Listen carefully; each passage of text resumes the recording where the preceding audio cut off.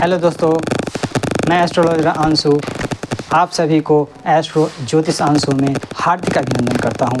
आज आप लोगों के बीच मांगलिक योग के बारे में चर्चा करेंगे, जहां पर सभी ज्योतिष लोग बहुत कम समझे जाने बूझे पोंगा पंडित लोग मांगलिक योग के बारे में सभी लोगों को डराते हैं और बहुत सारे पैसे भी लेते हैं और मांगलिक योग को शांत करने के बारे में बताते हैं। तो मांगलिक योग जो है किस घर में होंगे, किस घर में नहीं होंगे, इसके बारे में एक साधारण रूल है, लेकिन फाइनली मांगलिक योग यदि होता है तो उसके लिए शनि की स्थिति, गुरु की स्थिति, चंद्रमा राहु की स्थिति, साथ ही साथ सूर्य की स्थिति को भी देखा जाता है। उसके बाद फाइनल बताया जा सकता है कि उस पत्रिका में मांगलिक योग है या नहीं। यदि साधारण रूल की बात करें तो हमारे देश में जितने भी जनसंख्या हैं उसमें से 90% लोग मांगलिक योग का कारण बन जाते हैं, लेकिन ऐसा रूल है नहीं, क्योंकि मांगलिक योग के लिए सभी ग्रहों की स्थिति, शुभ अशुभ स्थानों की स्थिति, मित्रता और शत्रुता, सारी चीज़ों को पर विचार किया जाता है। उसके बाद मांगलिक योग फाइनल होता है।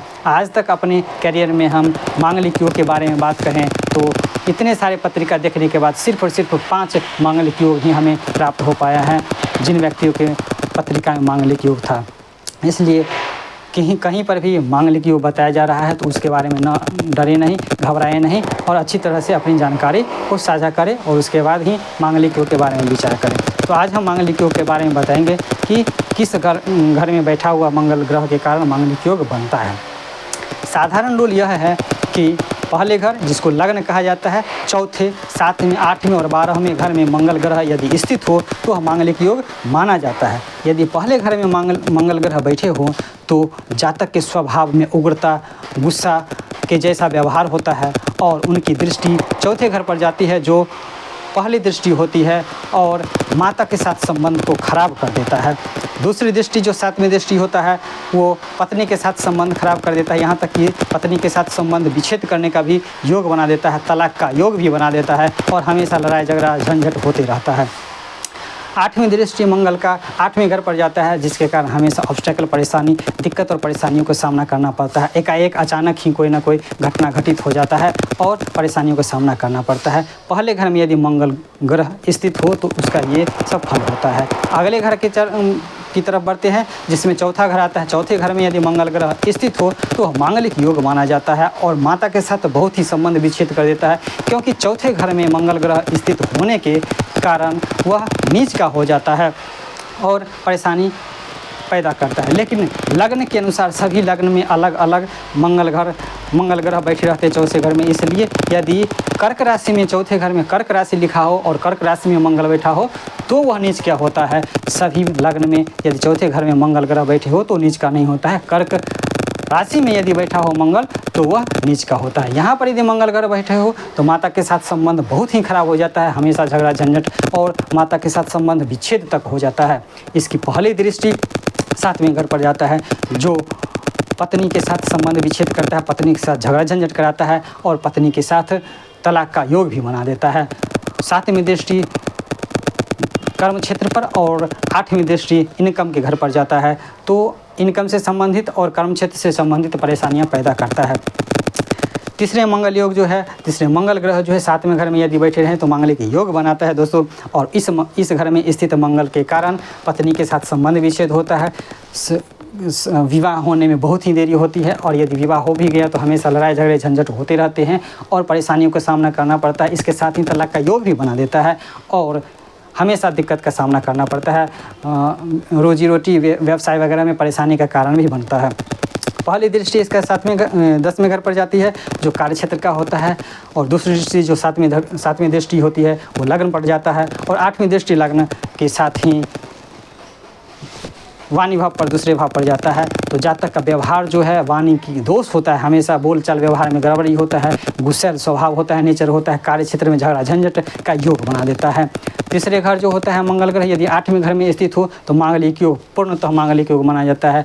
चूँकि 8वें घर में मंगल ग्रह के स्थित होने से शादी से कोई संबंध तो नहीं बनाता, लेकिन यह ऑब्स्टेकल, परेशानी, दिक्कतों का सामना करना पड़ता है। लेकिन यदि शादी हो जाने के बाद पति पत्नी में से यदि मंगल ग्रह मारक हो जाता है, बहुत ही बहुत ही स्थिति उसकी खराब होती है। यदि मित्र के घर के नहीं, शत्रु राशि के साथ बैठे रहे, शत्रु राशि यदि देख रहे हो तो यहाँ तक कि पति पत्नी में किसी एक का डेथ भी हो जाने का योग बनता है।